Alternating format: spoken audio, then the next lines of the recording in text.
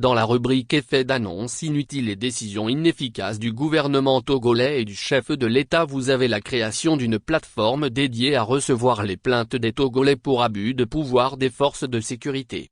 Comment cette plateforme peut être efficace dans un pays où la justice n'est pas indépendante, où les enquêtes n'aboutissent jamais et surtout lorsque ça concerne les gens du pouvoir? Faure Nansib, après avoir déclaré qu'il existe une minorité qui s'accapare des biens de la nation, a créé Aplusia pour lutter contre la corruption. À ce jour, quelle a été l'efficacité de cette institution, qui a été arrêtée malgré toutes les dénonciations des journalistes? Pierre Faure lui-même est devenu le chef du gang des pilleurs. En matière de dénonciation, les journalistes ont dénoncé tant de malversations, d'abus d'autorité, de violations des droits et des libertés, et certains ont même été emprisonnés afin de protéger les coupables poches du pouvoir.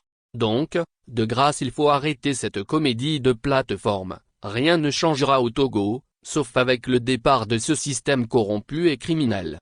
En vain, Faure Nansib a mis en place un État hautement politisé, un État RPT UNIR dédié à son service avec une administration publique tribalisée et communautaire. C'est la République des frères qui exclut et qui divise les Togolais. Les forces de l'ordre et de défense sont réservées à une catégorie ethnique loin de tout esprit patriotique et national et qui terrorise les Togolais à des fins idéologiques. Faure a organisé un système pour soumettre les Togolais et non pour les protéger. Tout le monde vit dans la peur et la méfiance au Togo. Et c'est ça qu'il faut arrêter, car inadmissible. La solution n'est pas de créer des plateformes de dénonciation, mais d'arrêter cette communautarisation du Togo, et d'aller vers une nation togolaise qui donne les mêmes droits et moyens. Un pays qui n'appartient pas uniquement à quelques-uns et qui exclut la majorité. Créer une plateforme pour recueillir des abus, c'est l'aveu même de l'échec d'une police républicaine qui viole les droits. Que Faure Nansib commence par arrêter ceux qui ont tué Tavio Amorin, qui sont connus de tous,